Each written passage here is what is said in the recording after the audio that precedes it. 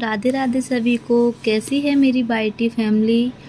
तो जैसा कि हम डेली एक कहानी सुनाते हैं, आज भी हम एक कहानी लेकर आए हैं जो हमने बहुत पहले पढ़ी थी। मैंने सोचा आप सबके साथ भी शेयर करूं। तो आप जानते हैं, जब किसी व्यक्ति के मन में बहुत सारे सवाल चल रहे हो तो उसके मन में कितनी जिज्ञासा होती है उन प्रश्नों का हल जानने की। तो आज की ये कहानी एक ऐसे ही व्यक्ति के ऊपर है जो बहुत उत्सुक व्यक्ति है और वो सब कुछ जानना चाहता है। तो हम ज़्यादा समय ना गवाते हुए आज की कहानी शुरू करते हैं।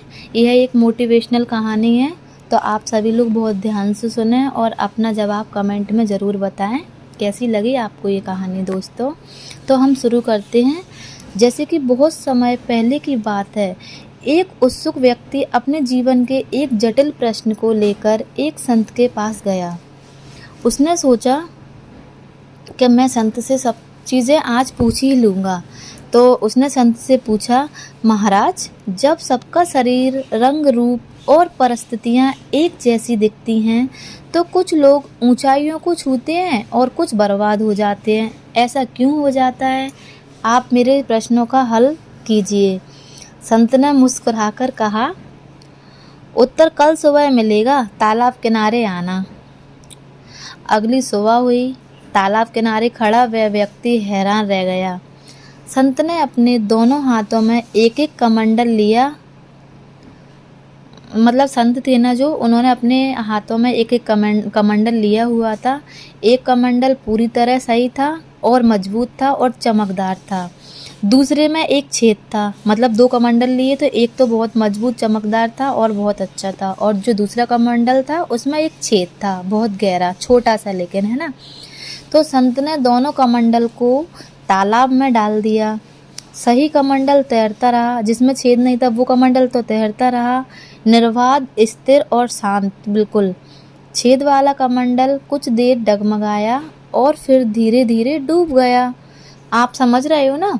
फिर संत बोले, दोनों कमंडल बाहर से समान थे, जैसे मनुष्य, लेकिन एक में भीतर दोष था, चरित्र का छेद। यही छेद उसे डुबो देता है।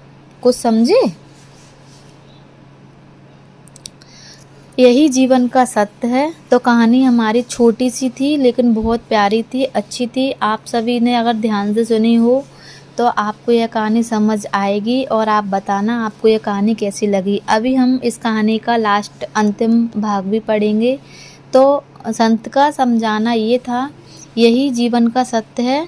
बाहरी सुंदरता, शिक्षा या संपन्नता तब तक बेकार है जब तक भीतर का चरित्र मजबूत नहीं हो।